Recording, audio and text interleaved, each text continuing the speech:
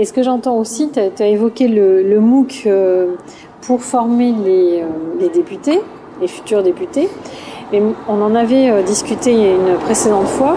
Moi, je crois beaucoup à un équivalent d'université populaire, mais au sens d'avoir des briques de connaissances pour que les citoyens que ça intéresserait puissent comprendre déjà notre Constitution, tout l'appareil démocratique, puisque la plupart des gens ne connaissent rien.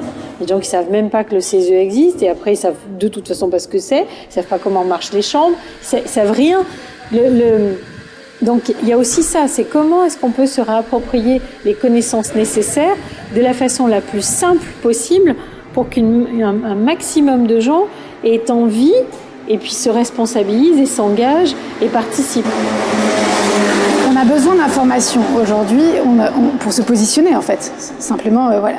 On n'a pas d'informations qui nous permettent de librement faire des choix en fait en conscience. Parce qu'aujourd'hui, c'est des gens qui orientent les débats avec des budgets, du lobbying, d'intérêts privés en général et tout ça. Et donc du coup, comment est-ce qu'on peut ouvrir ça et faire en sorte que des parties prenantes d'un même sujet, je sais pas, on peut évoquer le nucléaire par exemple. Moi, mon rêve, c'est de faire une conférence de consensus, de dire on va enfermer Areva, EDF, les Amis de la Terre, le RAC et Greenpeace dans une salle.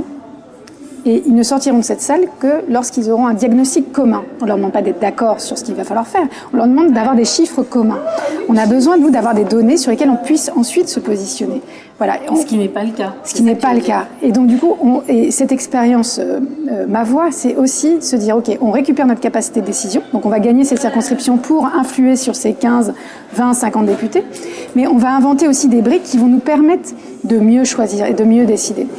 Au départ, on va voir que le oui, non, abstention, oui, on récupère notre capacité de décider, mais si l'information nous parvient telle qu'elle est dessinée aujourd'hui, nos votes seront influencés. Voilà.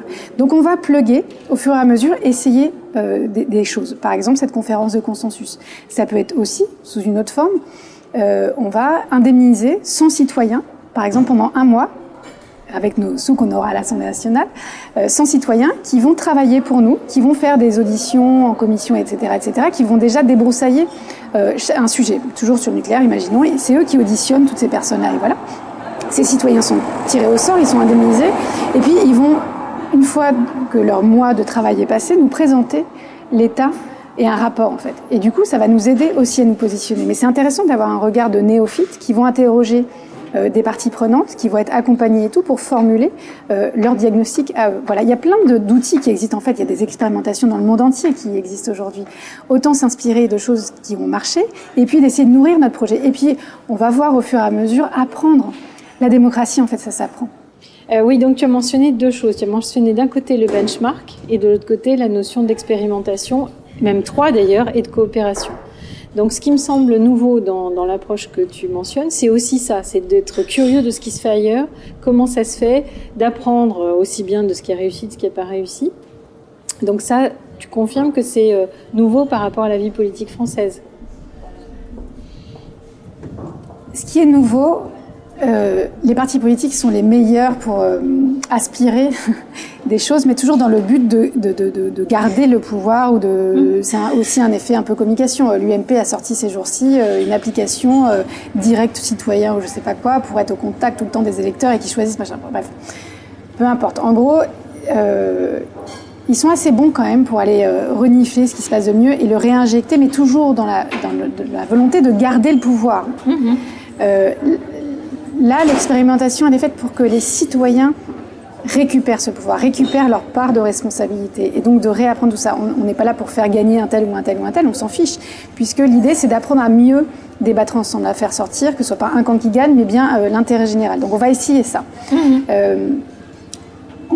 C'est un parti politique, un mouvement politique qui va dire on va se planter.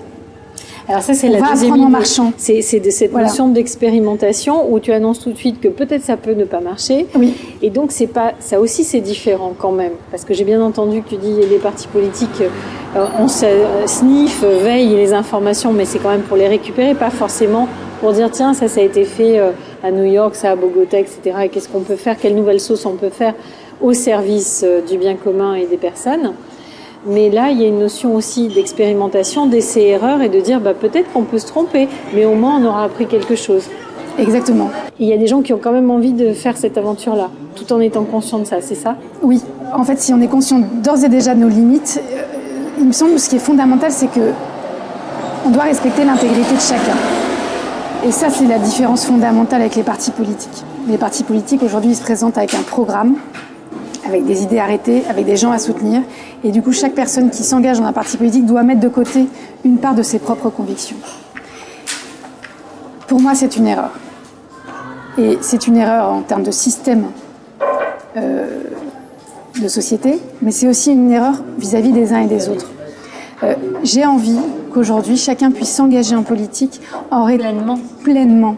Et en étant complètement raccord avec ses convictions, mais prêt à évoluer, prêt à discuter, prêt à... Voilà, mais de ne pas mettre de côté une part de ce qu'il est. Voilà, pour moi, c'est quelque chose qui est fondamental, c'est l'intégrité. Conserver et protéger l'intégrité des uns des autres. C'est pour ça aussi que dans ce projet Ma Voix, on va avoir un rapport différent au système médiatique que les autres partis politiques.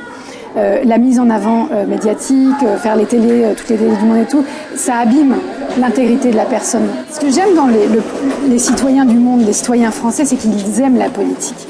Ils sont passionnés de politique et ils passent leur temps au bistrot, dans les bureaux, dans le métro à parler politique. C'est un cadeau qu'ils font à la démocratie et aujourd'hui ce cadeau est complètement évincé par les partis traditionnels. Voilà, je trouve ça dommage. J'ai envie qu'on trouve une formule pour accueillir cette pensée politique, d'où qu'elle vienne de quelqu'un qui a bac plus 25 ou bac moins 25, peu importe, d'avoir une pensée politique, il faut accueillir ça. Ce que tu dis là, ça me fait penser, enfin tu l'as mentionné déjà sur la notion de bon sens, et je me rappelle d'enseignant à la Sorbonne qui distinguait, mais alors comme ça, donc le discours savant des conversations de comptoir, les supposants vides. Et moi, j'ai été très intéressée d'écouter un peu tout le monde dans la rue. Alors c'est pas le cas de tout le monde, mais j'ai entendu des paroles, mais des super ou fines ou profondes ou sensées aussi des SDF, de X personnes. Donc cette croyance que ce n'est que à l'université qu'on sait penser et qu'on pense juste et qu'ailleurs on n'est pas assez cultivé pour penser bien et que alors si en plus on est SDF, alors là c'est complètement même pas possible. Je trouve que c'est pas juste parce que chacun peut apporter quelque chose et après c'est une éducation à faire. Quand tu parlais quand tu as parlé, il y a deux choses. Il y a une éducation sur les connaissances dont on a déjà parlé, qui me semble essentielle parce que la majorité des gens n'en ont plus. Alors ils parlent politique mais plus dans l'opinion que dans des éléments. Et l'autre éducation, elle est sur les représentations. Comment est-ce qu'on peut arriver à apprendre, à discuter, à débattre en accueillant un propos qui soit différent, voire apparemment opposé, sans que ça finisse en guerre et du coup que les deux personnes restent sur des opinions complètement figées, bloquées.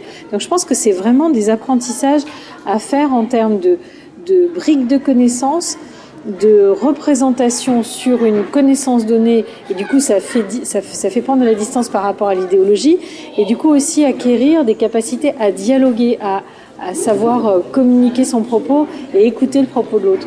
Qu'est-ce que tu en penses? C'est exactement ça. C'est aujourd'hui, parce que la décision politique nous est complètement confisquée, on est en train de se bouffer les uns les autres. Il y a une volonté politique traditionnelle de nous monter les uns contre les autres. Les salariés du privé contre les fonctionnaires, les VTC contre les taxis, sur tous les sujets, on passe les politiques actuelles pour garder leur petite miette de pouvoir qu'ils ont encore aujourd'hui, nous divisent tout le temps. Et entre nous, on finit par se bouffer le nez les uns les autres parce qu'on n'arrive pas à construire ensemble, parce qu'il n'y a pas d'impact ou d'espoir de construire ensemble. Un exemple très concret, il y a eu le débat VTC-taxi. Aujourd'hui, dans les rues de Paris, il y a des taxis qui attendent des VTC pour leur casser la figure. Voilà. On arrive à une violence physique et à un problème où on n'arrive plus à vivre ensemble finalement, puisqu'il y a deux raisons économiques différentes de systèmes qui s'affrontent, qui s'opposent.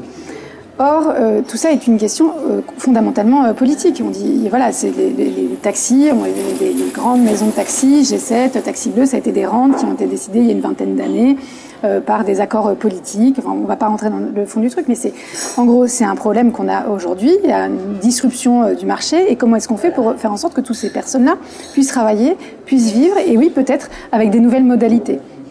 Comme la décision politique est confisquée complètement.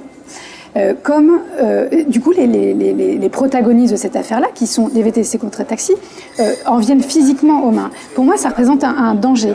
Et si demain, on avait nos fameux députés augmentés, on pourrait dire aux VTC aux taxis, venez, votez, venez vous exprimer en tant que partie prenante du sujet. Et vous, les usagers, qu'en pensez-vous de tout ça? Est-ce que vous êtes d'accord est-ce que ça vous aide la géolocalisation des taxis? C'est un exemple vraiment, pris un peu au hasard, mais qui montre que si on ne décide pas ensemble, on engendre de la violence sociale. L'impossibilité de dialoguer entre nous pour se dire quel est le meilleur et qu'est-ce qu'il faut réparer ou qu'est-ce qu'il faut faire évoluer, si on ne décide pas ensemble, on se bouffe les uns contre. On en vient à de la violence. Chaque sujet est identique à ça.